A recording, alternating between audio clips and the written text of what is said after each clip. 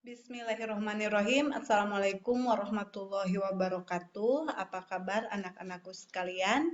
Jumpa lagi dengan Ibu di mata pelajaran Matematika Peminatan. Nah, seperti sudah dijelaskan pada minggu sebelumnya, materi untuk semester 2 ini adalah polinomial atau suku banyak. Dan pada pertemuan kali ini, kita akan membahas tentang definisi polinomial, kemudian nilainya, kemudian operasi aljabar pada polinom atau pada suku banyak. Yang pertama, definisi suku banyak. Suku banyak adalah ekspresi matematika yang terdiri dari koefisien dan variabel serta hanya melibatkan operasi penjumlahan, pengurangan, perkalian, dan perpangkatan variabel dengan bilangan cacah. Bentuk umum dari persamaan suku banyak adalah Px sama dengan AN X pangkat N ditambah AN min 1 X pangkat N min 1 ditambah suku berikutnya berturut-turut sampai nanti A2X pangkat 2 ditambah A1X ditambah A0 dengan N bilangan bulat positif lebih dari 2. AN negatif, AN dikurangi 1, AN dikurangi 2, sampai A0 disebut koefisien, N disebut derajat suku banyak, atau pangkat tertingginya. Jadi nanti kalau kalian ketemu suku banyak berderajat 5 misalkan, berarti pangkat tertinggi dari suku banyak tersebut adalah X pangkat 5. Nah, setelah memahami definisi dari suku banyak beserta bentuk umumnya, kalian diharapkan mampu untuk membedakan mana ekspresi matematika yang merupakan suku banyak, mana yang bukan. Nah, di layar kalian ada 5 buah ekspresi matematika. Tolong dilihat, kemudian kembali lagi ke definisinya, mana di antara 5 ekspresi matematika tersebut yang masuk suku banyak dan mana yang bukan. Sudah dijawab? A suku banyak. Yang mana yang suku banyak? Ya, A, B, dan D. Gimana dengan yang C dan E? Kenapa bukan suku banyak? Ya, karena di C dan E di situ memuat trigonometri. Yang D, kalau kalian perhatikan, itu bisa dinyatakan dalam bentuk suku banyak. Dengan bentuk yang paling sederhananya adalah 4X pangkat 3 tambah 18X.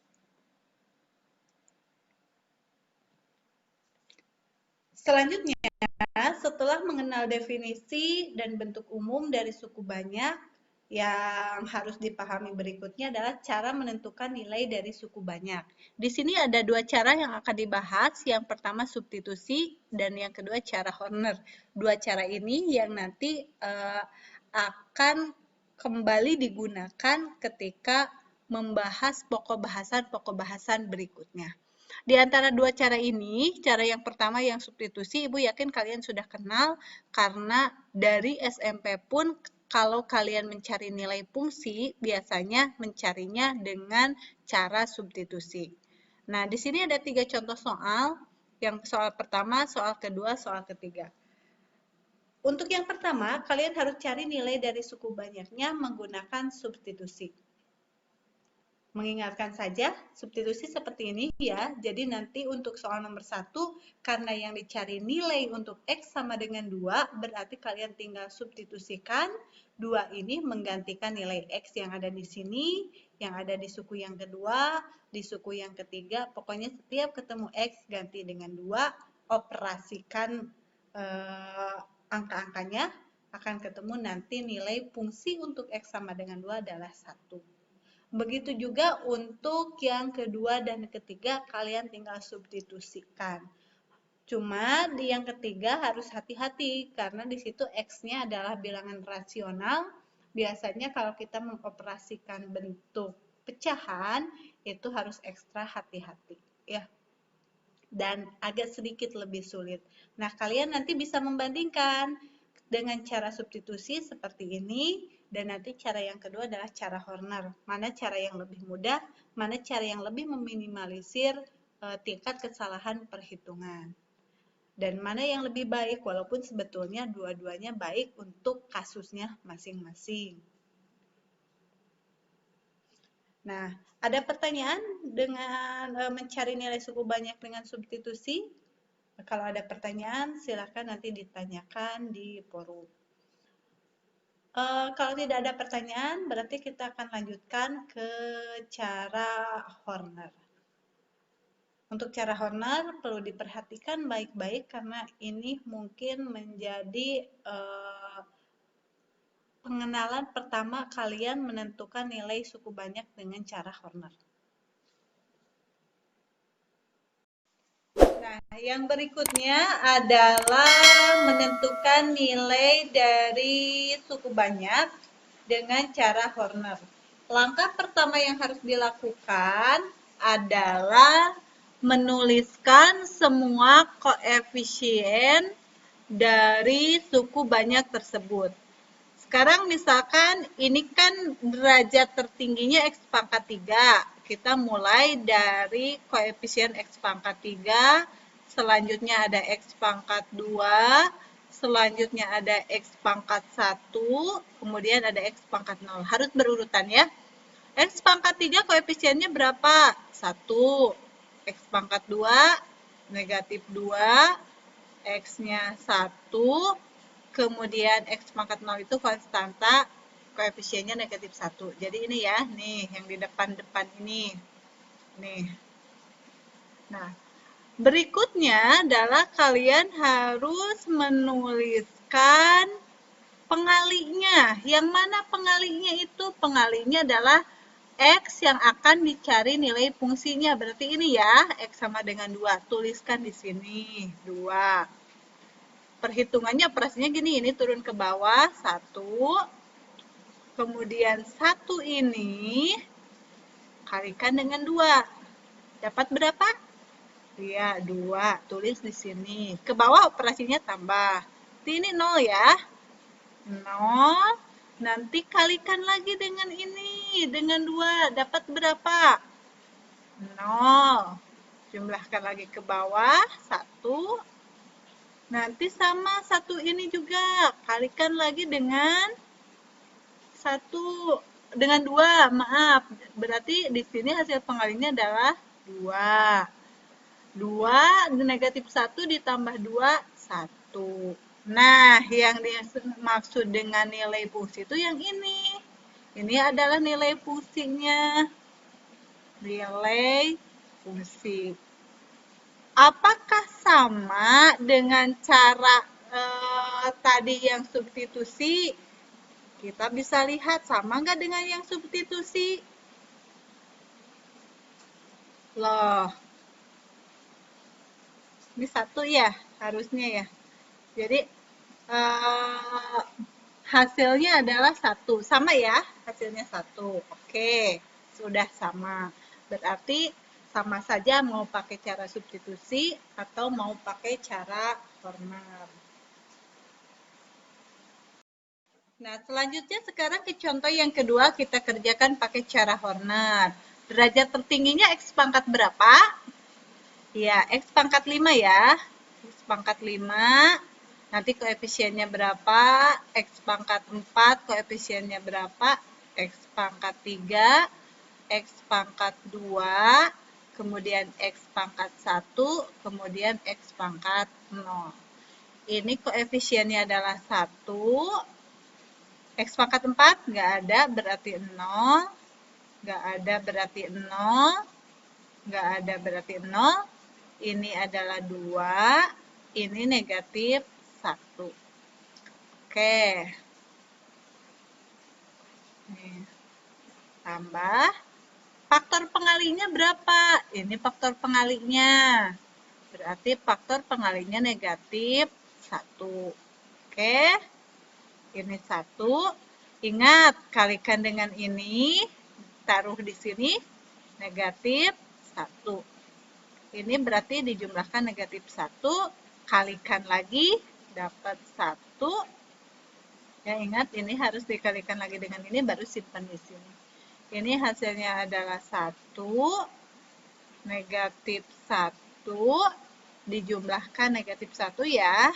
Kalikan lagi dengan ini. 1, ini berarti dapatnya 3 ya. 3 berarti negatif 3, hasilnya negatif 4. Negatif 4 ini yang disebut dengan nilai fungsi. Gitu. Bisa dipahami?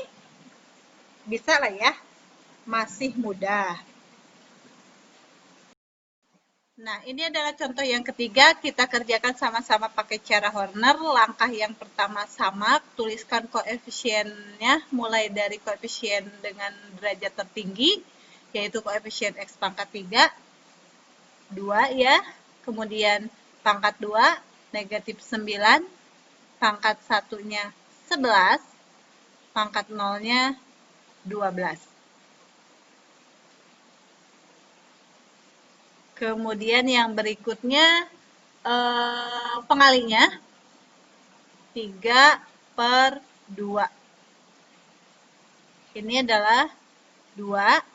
2 dikalikan 3/2 berarti 2 dibagi dengan 2 dapat 1, dikali dengan 3 dapat 3. Tulis 3. Berarti ke bawah negatif 6. Negatif 6 dibagi dengan 2, negatif 3, kalikan 3, negatif 9. Berarti ini 2 ya. 2 dibagi 2, dapat 1. 1 kali 3 dapat 3. Berarti ini 15. Nah, berarti nilai fungsinya adalah 15.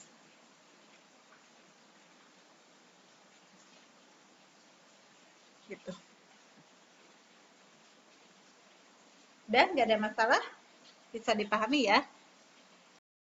Oke, selanjutnya adalah kesamaan suku banyak. Jadi, dua buah sistem persamaan suku banyak dikatakan memiliki kesamaan jika keduanya yang pertama memiliki derajat yang sama, yang kedua memiliki variabel dan koefisien seletak yang sama antara suku banyak ruas kiri dengan ruas kanan. Ini ada contoh, kalian diminta untuk menentukan nilai A, B, dan C dari kesamaan suku banyak. X kuadrat dikurangi 2X ditambah 7 sama dengan X tambah 3 kali AX tambah B ditambah C. Oke, kita akan sama-sama mengerjakan soal ini. Ya, soalnya adalah X kuadrat dikurangi 2X tambah 7 sama dengan X tambah 3 kali AX tambah B ditambah C. Oke, berarti ini adalah X kuadrat dikurangi 2X ditambah 7 sama dengan X dikali AX tambah B. Ini, kalikan ini ya. Kemudian ditambah 3, yang ini nih, dikalikan dengan AX tambah B, ditambah dengan C. Kita tinggal operasikan, ini kali ini AX kuadrat, ditambah BX, ditambah 3AX, ditambah 3B, ditambah C. Oke, kita kelompokkan suku sejenisnya.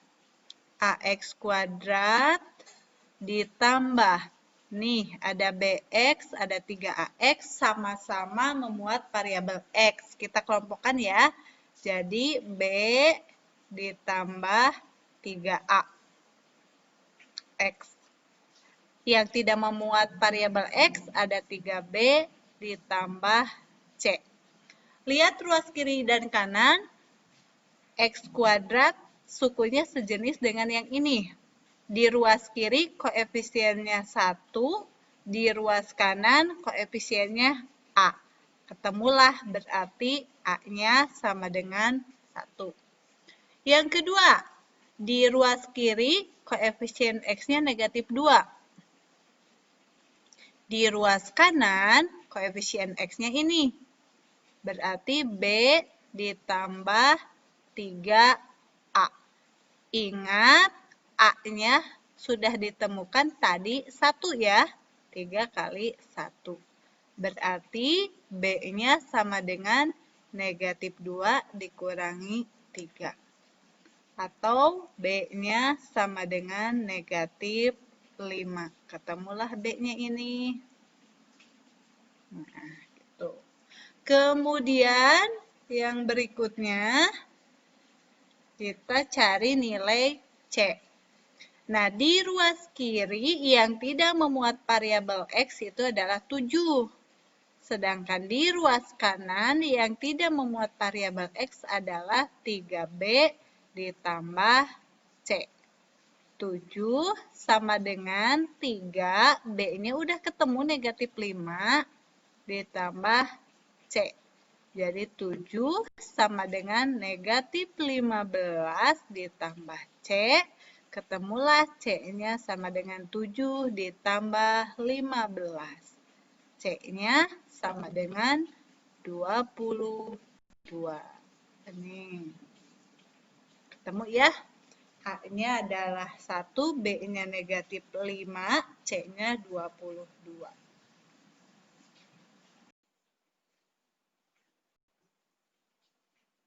Yang selanjutnya adalah operasi aljabar pada suku banyak. Operasi aljabar pada suku banyak yang akan dibahas di sini ada 3, yaitu operasi penjumlahan pengurangan, kemudian yang kedua operasi perkalian. Operasi pembagian nanti akan dibahas khusus di pertemuan berikutnya karena memang ada banyak yang perlu dibahas di operasi pembagian. Ya, jadi yang pertama, operasi penjumlahan dan pengurangan, aturan dari penjumlahan dan pengurangan suku banyak adalah menjumlahkan atau mengurangkan suku sejenis. Jadi kita punya contoh di situ, jika fx sama dengan 2x pangkat 3 ditambah 4x pangkat 4 tambah 6x ditambah 8, kemudian gx-nya sama dengan 7x kuadrat dikurangi 9x dikurangi 11, tentukan hasil penjumlahan fx tambah gx serta fx dikurangi gx. Kita akan selesaikan contoh ini bersama-sama.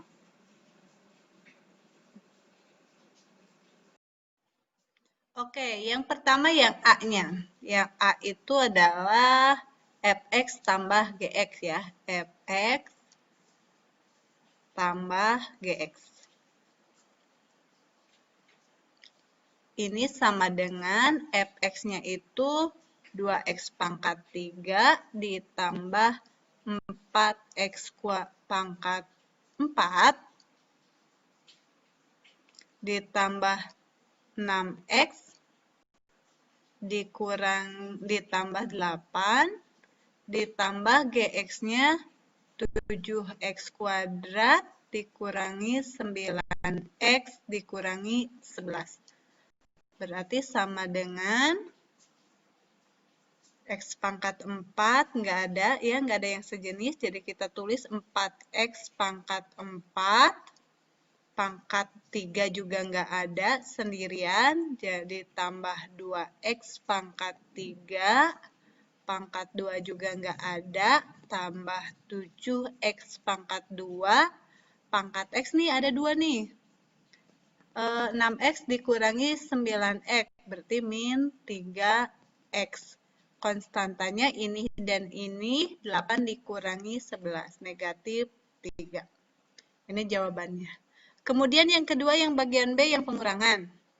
Fx dikurangi Gx. Ini sama dengan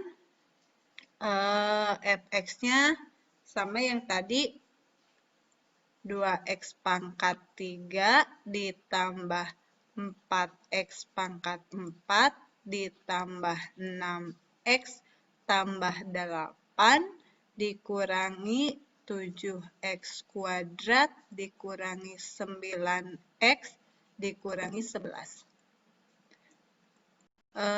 X pangkat 4 nggak ada, Ibu tulis di depan 4X pangkat 4 dikurangi 2, ditambah 2X pangkat 3, pangkat 2 nggak ada, cuma 1 ya, min 7X kuadrat, pangkat X-nya ini sama ini. Dikurangi negatif berarti tambah ya, 6X tambah 9X, 15X. Nah, kemudian konstantanya 8 dikurangi negatif 11. 8 tambah 11 tambah 19. Nggak masalah ya? Nggak ada yang ditanyakan? Masih mudah? Oke. Nah, yang terakhir di pertemuan kali ini adalah operasi perkalian. Di sini contohnya, jadi sebelum ke contoh, di situ operasi perkalian pada suku banyak itu diperoleh dengan cara mengalihkan satu persatu suku yang ada, atau bisa juga menggunakan sifat distributif. Contohnya adalah Ibu punya fx sama dengan 2x pangkat 3 ditambah 4x kuadrat tambah 8, kemudian gx-nya 7x kuadrat dikurangi 9x dikurangi 11, yang ditanyakan adalah hasil perkaliannya. Oke, kita ke hasil perkaliannya seperti apa. Nah, di sini berarti fx kali gx-nya itu adalah fx kali gx sama dengan 2x pangkat 3 ditambah 4x kuadrat tambah 8 dikalikan dengan 7x kuadrat dikurangi 9x dikurangi 11. Sama dengan 2x pangkat 3 dikali 7x kuadrat kurangi 9x kurangi 11 ditambah 4x kuadrat kalikan 7x kuadrat kurangi 9x kurangi 11 ditambah 8 kali 7x kuadrat dikurangi 9x dikurangi 11. Ini sama dengan yang pertama 2x pangkat 3 kali 7x kuadrat berarti 14 ya. 14x pangkat 5. Pangkatnya tambahkan. Kemudian yang ini kali ini berarti 18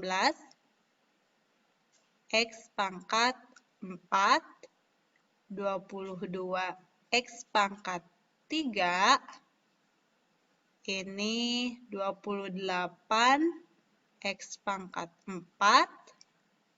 36 x pangkat 3, kurangi 44 x pangkat 2, ke bawah aja, ditambah 56 x pangkat 2, kemudian 9 ke 8, 72x, dikurangi 88. X pangkat 5 nggak ada temannya ya, jadi 14x pangkat 5. Yang pangkat 4 itu ada ini, negatif 18 tambah 28 berarti 10.